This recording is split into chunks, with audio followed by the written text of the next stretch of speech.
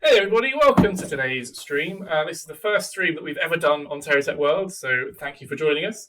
It's a very special one today. I have, who do I have with me? Hi, I'm Russ. I'm the co-founder, CEO, and creative director at Payload Studios. Big title. And I'm Matt. I'm the community manager for TerraTech, and welcome to our stream. So this stream is going to be focused on a Q&A. So we've collated a lot of questions that we've had about TerraTech Worlds already, and I'm going to just pose them to Russ in the form of questions and answers. I will do my best to answer them. If at any point you see me just scarper out of the room, you know that Matt went too far. Too far, Matt. It's probably my fault. So we'll get into them, but firstly, let's get into the main question, which is, what is TerraTech Worlds, Russ? Yeah, well, that is kind of the question of the day, isn't it? I mean, TerraTech Worlds is a lot of things to a lot of people. I think to us, it's really the version of the game that I guess we always wanted to make. Way back, just about 10 years ago, it was actually when we first started working on this thing. Yeah. We had, I know, man, we had all sorts of grand ambitions. It was going to be this, it was going to be that. But the reality was, we were just a handful of people with no money or space or computers, really. But all the talent in the world. Well, that's what we told ourselves. We were pretty limited in what we could do. We had a concept that was already looking quite technologically ambitious to do. So we had to make some compromises, basically. And beyond the compromises, there were some things that we just didn't know how to do, or didn't even know that we didn't know how to do. I'm speaking about myself there, as the original programmer who wrote the first code on it. So there were lots of things that we did there that just either we knew at the time were a compromise, or we figured out later on. Early decisions had kind of got us in a bit of trouble. So many. It's hard to remember them all. But TerraTech Worlds is our chance to go back and fix that, really. We've been, making this game for more than 10 years in my case. We've had it live for over 8 years now. And so much has happened in that time. We've learned so much about how the game works, how to do it, how to do it as well as we can. And some of those things were things that we could sort of fix as we went along, improve, and some of them would require us to go back in time and do something else, at a critical moment. So that's kind of what this is. It's a time machine. We've done it, guys. We've cracked the code. We've done time travel. Amazing. So we sort of sent some messaging out on our website and socials, but one of the things that we're trying to hammer in is that TerraTech Worlds is not a direct sequel to TerraTech, is it? It's more of a spiritual sequel. That's what I'm calling it anyway. Yeah, a reimagining, a reboot. Yeah. Various terms can be used. That's right. We did initially talk about, do we just go to TerraTech 2, and that's the way we could have gone, but we felt that it would have been rather constraining. It would have kind of forced us to do kind of the same but more, where what we wanted to do was the same but everything it could be. Obviously there were some things like it was always going to be multiplayer. We knew that we had to make something that was multiplayer, architected that way from the ground up. But more than that, we felt that there were just things that we wanted to revisit and do a different way that would have been hard to do if it was just sort of the next step, as it were. So we've released a trailer for TerraTech Worlds, which you can go and check out on our YouTube channel right now. If you haven't done it, do it already. Go do it. Whatever. Check out the trailer. It's really good. But we've had a lot of eagle-eyed viewers have literally been going through the trailer, literally frame by frame, trying to get as much detail out of it as they can. And kind of one thing that they've sort of realised, and one thing that I think would be good to get some clarification on, is this sort of limit on blocks or limits on how many sort of text you can have. Let's talk about that a little bit. Yeah, so we realised we were going to have to talk about this earlier than we might have wanted to do, as soon as we shipped the trailer, and realised that lots of people have noticed lots of things that we may not even have realised ourselves were in there. That's because this was a super early pre-alpha teaser that we put together in somewhat of a hurry, and so what you have there is some actual in development sort of work in progress UI and systems slightly visible. So understandably, people have drawn all sorts of conclusions from that. So the particular thing you were referring to was there was like a counter visible or partly visible on the UI, showing a sort of budget that was kind of ticking up as you added blocks.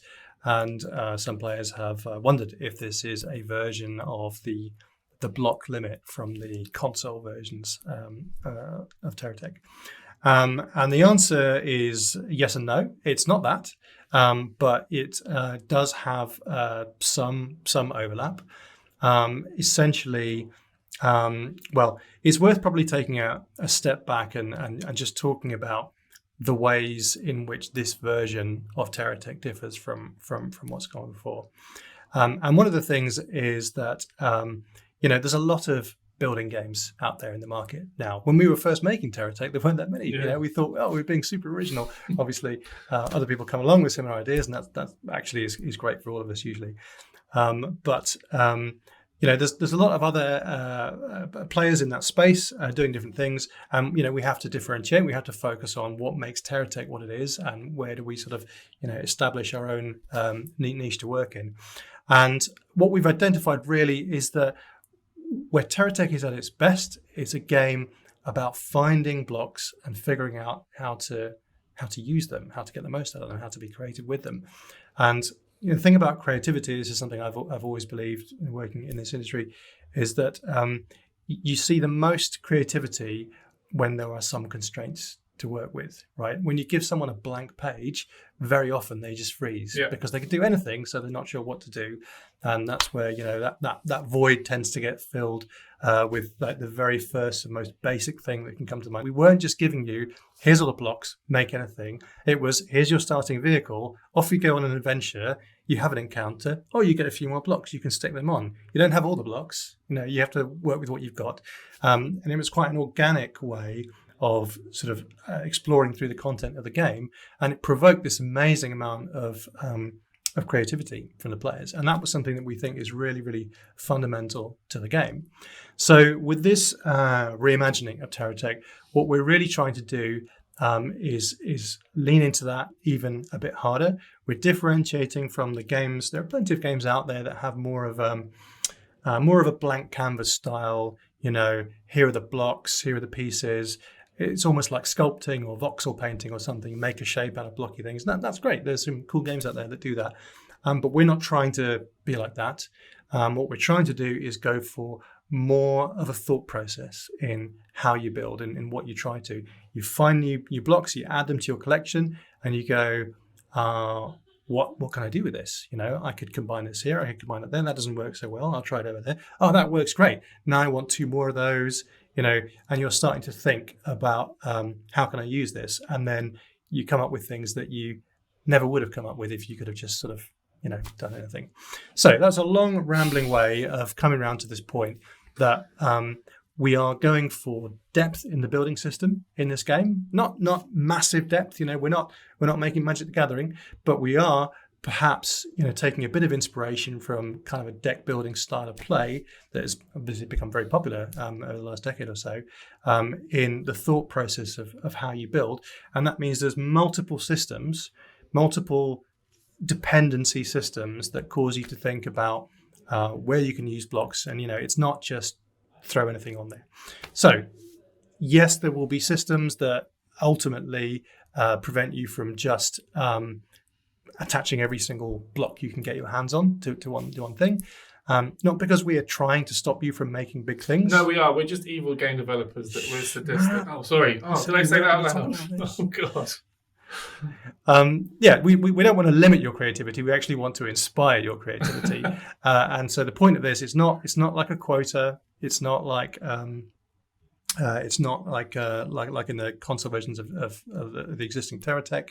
It doesn't even have a final name yet, and it isn't necessarily really one thing. It's more, you can think of it more of a design philosophy.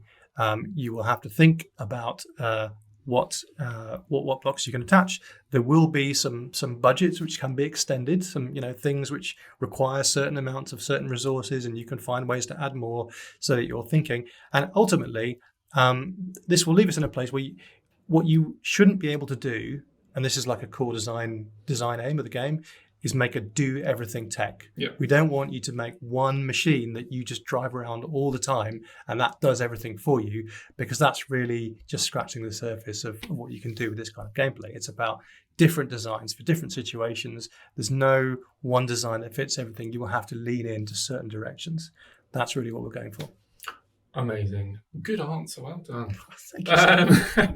So another thing that was, I'm going to call it data mining because that sounds really fancy, was this dangling mode. So we in one of the screenshots, I think we left in some literal work in progress text. There may have even been console commands that hinted at a dangling mode. So that is another one of those things that made it into the teaser content because we were in a bit of a hurry. It is a real thing.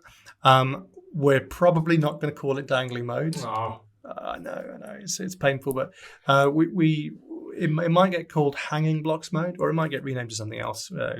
Pre-alpha.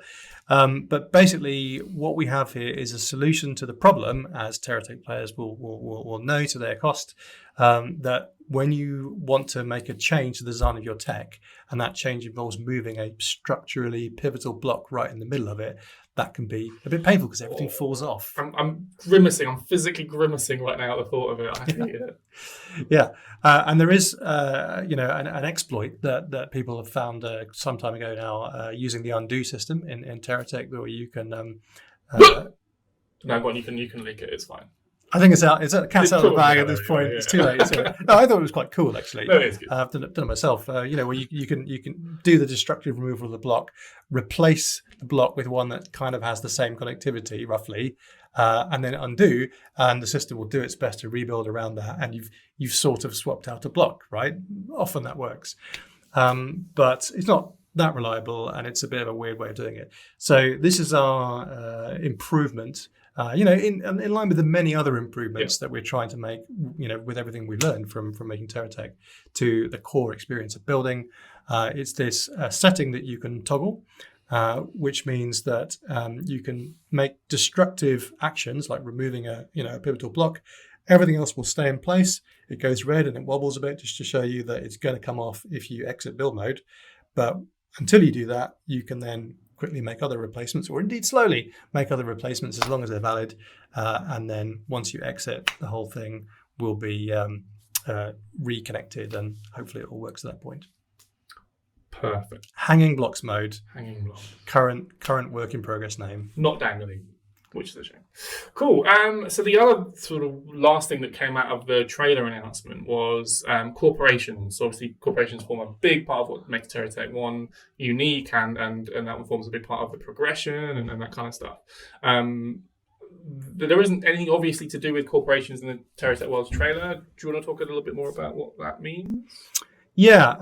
Many players, many people in the community quickly noted that it within looked minutes. like Literally, it was anyway. You figured out that all of the vehicles that you could see in the teaser were all kind of made from a fairly small set of blocks. There was a lot of recoloring, but there wasn't the same sort of individual personality or style of different corporations at work there that you're familiar with, and some people I think have got a bit worried that means that we're not doing corporations in the new game. We're totally doing corporations in the new game. There Absolutely. You go. Hot off the press, everyone. Absolutely, you heard it here first. Literally, they literally were here first. This is awesome. Yeah, no, that is a fixture really of how TerraTech works, how we think, what's exciting about the way the blocks are designed, and we just haven't done it yet. Up to now and still now, we're really prioritizing feature work, sorting out these kind of core rules and principles about how tech building works, the stuff we were talking about just now, how blocks are going to be designed functionally, the relationships, the synergies between them. And as we get more of that locked down, we will get into more of the sort of styling in terms of the cosmetic side, the personality, the lore of the corporations, because that's a really key part of the feeling of playing the game. One caveat there, just to bear in mind, is that this is a new game. It's a reimagining, not a sequel. That gives us license to make changes, and we are planning to make changes. Yeah. not all those changes are finalized, but don't necessarily expect the corporations that you see to be exactly the same. You can see that the whole visual of the style of the game is different. So the corporations might change, they might evolve, they might even not be the same corporations. I'm not just trying to be cagey about this. We actually haven't finished deciding how it's going to be. The fact that we've announced that TerraTech is getting TerraTech Worlds is getting corporations, I think is a good enough carrot to then beat them with the stick of we don't know what they can look like yet, which is fine. Right. They might not even be called corporations. What? Okay, but the spirit of this idea that there'll be different entities which have their own sets of blocks and you can get them from different places and they have different sort of themes and sets of functionality and styles. Fully 100%, 110% there. What? Yes. That's not even physically possible. Whatever. We'll code it in. We'll make it happen. Yeah. Lovely. Okay, cool. So let's move on to this idea of worlds. So it features quite heavily in the name of the game. Let's talk about TerraTech Worlds, the world specifically within that. So one of the things that came up was terraforming. Not terraforming, but what do we call it? Well, I think people in Discord did call it terraforming. Yeah, but it's not terraforming. That's something else. That's like the Martian level of terraforming. We're talking about terrain deformation. That's it. I thought you were going to say terrateching. Let's do terrateching. Yeah, terrain deformation. So you did see in the trailer, you did see some of that in action, using it to dig up a rock. Which may be one of the things. It probably will play into some of the things that you can do. Again, the harvesting, resource gathering mechanics are completely in development at the moment, and digging for things is a key part of that. And we're really exploring how that gameplay works. But absolutely. It was always a slight pain point for us making this game TerraTech, terra, like terraforming. Yeah. The one thing you couldn't do in our space mining game was actually dig the ground. It's like, but like I was saying before, there was only a handful of people. We were very limited in what we could try to do, and that was right off the table. So we wanted to fix that this time around. I did notice, I think some people had wondered whether this was going to be like Astroneer, like a voxel engine, because the tool, the brush that you see used to do that in the teaser looks a bit like the Astroneer one. So just to clarify, we haven't gone to a voxel engine. It's a height map, as the original game was, although it's a spherical height map, right? Not a boring flat height map, but one that's actually technically it's a cube and it's sort of squished to go around a sphere. But it's a height map that goes all the way around, and you will be able to deform it using a variety of tools, and this will play deeply into the mining gameplay, but also just as you see in a game like Astroneer or even Valheim. Which is another game that does have a deformable height map, more similar to the approach that we're taking, although ours is going to be quite a bit higher resolution. It really gives a nice outlet for creativity if you're into your base building, which is another area that we really wanted to push on in this version of the game. That you can make routes for yourselves and paths and embankments, earthworks. It's a great way to just really get creative about what you're making. And I think especially relevant in a vehicle-based game, to be able to make smooth paths and, routes. But just to be super clear, we don't have a voxel engine, so no tunneling with this system, I'm afraid. We did look into that very seriously. We even prototyped it. And you can make it work for sure. But there are some real challenges. One challenge is the massive memory cost of doing that. Obviously, Astroneer demonstrates that is possible, but certain parameters about the way we have built our engine make that extra expensive for us. I can talk a bit more about that if you want, but that was a consideration.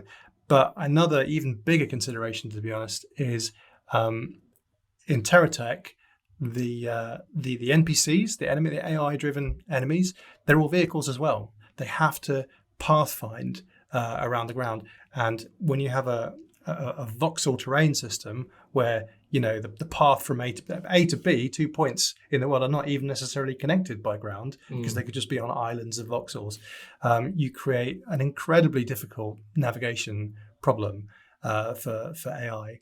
And well, if you've ever played Astroneer, you'll notice that the enemies, they're plants. They don't go anywhere. So that's a clever solution to that problem. Behind the curtains bit of insight there. But that was not one available to us because I think people would be pretty disappointed if there weren't enemy techs driving around. So yeah, no voxels, which means no tunneling, but you do have free reign to within reason to form the ground. You'll be digging for treasure, digging for resources. You'll be sculpting your base, building walls, all that stuff that you can do, and it's going to be a lot of fun. Awesome. So talking then about and comparing TerraTech, the world generation in TerraTech compared to TerraTech Worlds, obviously TerraTech 1 uses procedurally generated sort of maps. How does TerraTech Worlds compare? Right. Have we already covered that? No, I guess we didn't. So yeah, I mean the first game, we had this idea that infinitely generating procedural terrain would be this amazing thing because you'd never run out of land to go and explore and stuff, and it was like, wow, it'd be brilliant. So we put a lot of our effort, of our very limited resources, into making this a reality. And a lot of my time in particular, something I worked on a lot. And to be honest, I'm not sure if it was really worth it, because when we actually looked at data and saw what people were doing, they weren't driving off to infinity. They weren't all exploring in different directions, because let's face it, it all kind of looks the same, right? There's a number of biomes, they're different, and you go off in direction, you keep finding more instances of the same biomes. They don't look all that different. We didn't really create reasons for players to make the maximum use of the terrain generation, so mostly people just stayed in the middle area. And what we learned from that is that it's more important to create an engaging world where there are things for players to find and do than it is to create the sort of the possibility of infinity.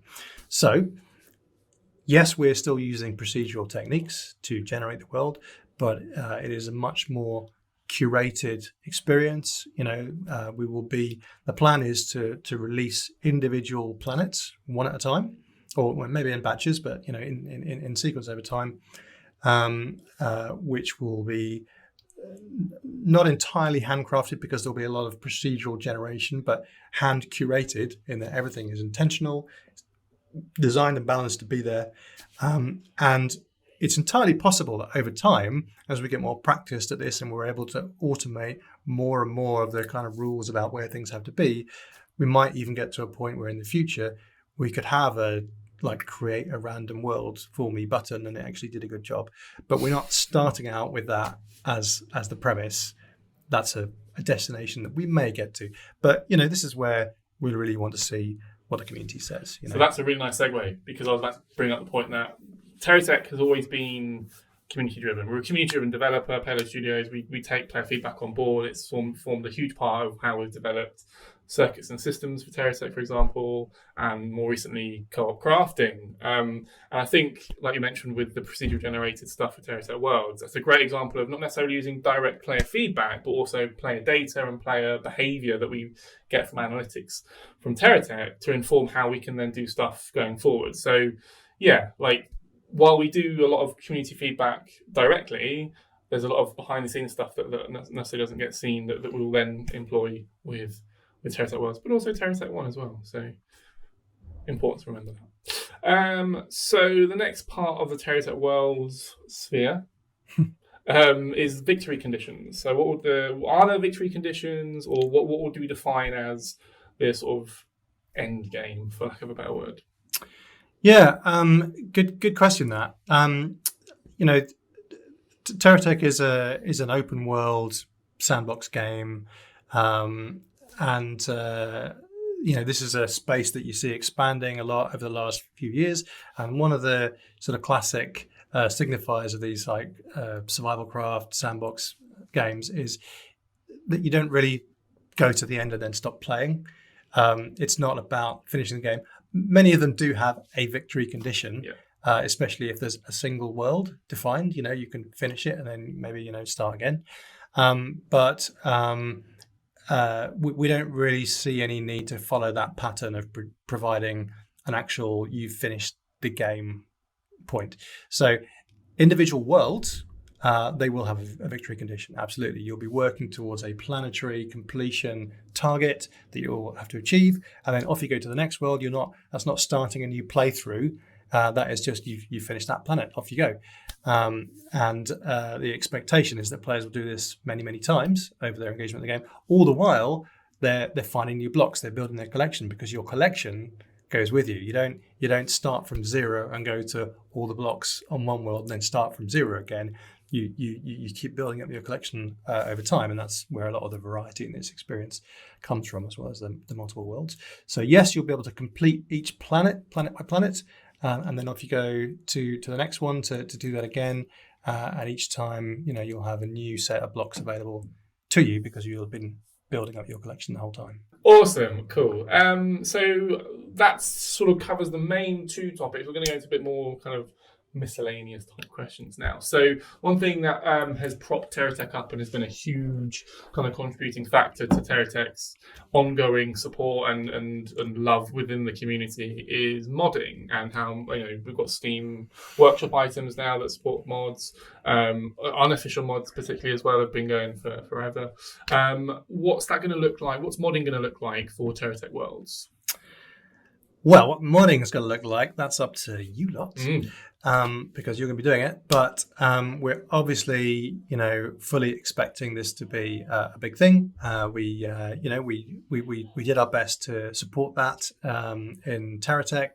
And we had to learn a few lessons along the way about what works, what doesn't, about, giving people what they want, what they need, rather than what we think they need. So take it from us. We've learned those lessons. We are already thinking about how this is going to work. But obviously, it will take some time to put everything in place. We'll be wanting to talk to the existing modding community a lot about their expectations. In fact, I think that process has already started.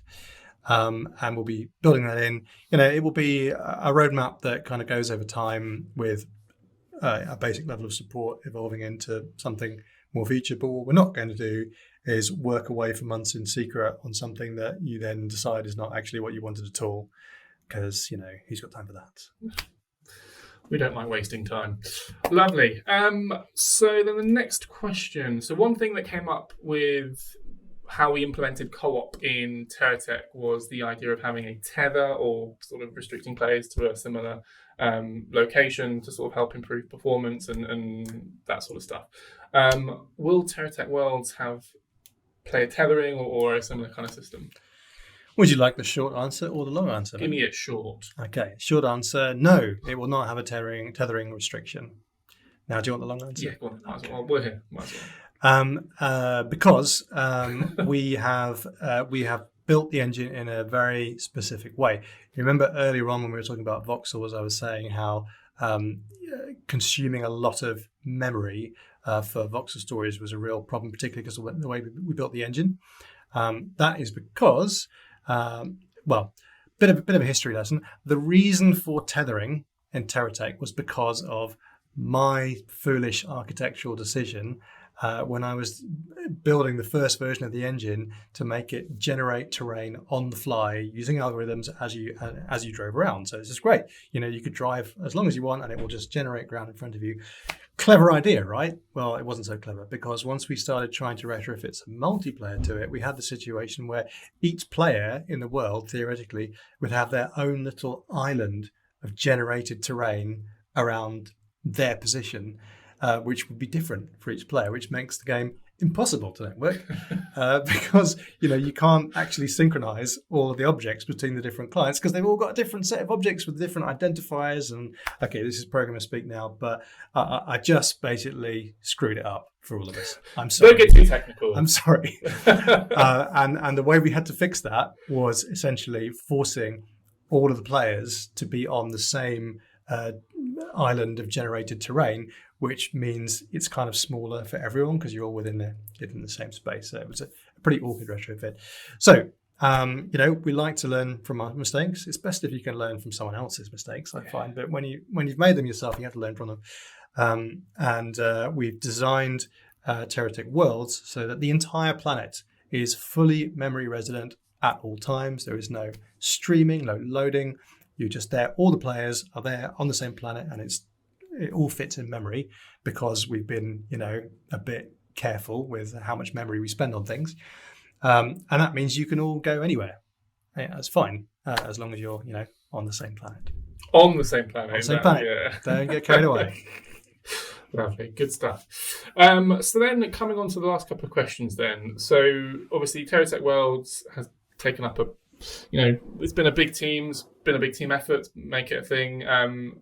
TerraTech 1, can I call it TerraTech 1? I feel like that sounds counterintuitive, but TerraTech 1, are we still going to support that? Can I answer this? Can I answer it? Yeah, of course we are. TerraTech's my baby. It's not going anywhere. But yeah, we're going to... Actually, no, I'm going to stop answering that. I'm going to let you answer it because that's why... I thought you were doing a grand job there. No, I forced it out. You go. But yeah, we are. Well, absolutely, yeah. I mean, obviously, you lot have been supporting us and playing our game for all these years, and we're massively grateful to you for it. But obviously, you've noticed that the pace of our support has fluctuated at times, and there was, we couldn't always talk about what was going on for reasons I hope you understand. But there was definitely a period where we were trying to scale up so that we could make a start on this new game and support the old game at the same time, and we just didn't have enough people, and we also hadn't sort of solved the organizational challenges of how you split from being a bunch of people who all work on the same thing to two different things at the same time without falling over each other. This is not easy, I should let you know. So that took us a while, and you will have noticed a bit of a slowdown on development progress during that period, but hopefully you've also noticed that we've come out of that period and delivered multiple some of the biggest updates we've ever released in the history of TerraTech, in rapid succession, with another one, now coming around the corner, and this hopefully demonstrates, beyond anything I might say, the commitment that we have to the game. We have no plans to sunset it or mothball it or abandon it. As long as it's going, as long as people are interested, as long as it's happening, we want to keep it going forever, hopefully. Forever. So I can actually add to that as well, because obviously we've got grafting, that update's coming soon, just had circuits and systems, and there's more stuff to come that we can't talk about now, but like Russ said, the proof is really in the pudding with TerraTech. We'll prove to you that we are continuing to support TerraTech by continuing to support TerraTech. So that's the goal there. And the last question, when and how can players get involved with TerraTech Worlds? Yeah, that is the other question of the day, isn't it? Well, it's coming up. I'm not going to say too much here because this will be really our community team running with that. But stay tuned. There is going to be, before very long now, an initial access opportunity for players from our community to get hold of something. So I think there is already somewhere on the website where you can sign up to register interest. That's the best way to get yourself queued up. It's going to be an invitational thing in the first instance. So please sign up to register your interest, and please follow us on all the social channels that we have, so that you don't miss an update. And also wishlist as well. If you want to wishlist on Steam, head over to our Steam store. We have a Steam store page now as well. All these items will be in the descriptions and stuff all over the page. So go check that out. Eternally grateful for a wishlist or two. Cool. Well, I think that comes to the end of the questions. Do you have anything else to add? No, I don't think so. No, good, fine. I've done my job. Thanks to Ross for stopping by. Thanks for you for watching. Thanks to me because I'm lovely. And we'll see you soon for another stream. Bye, guys.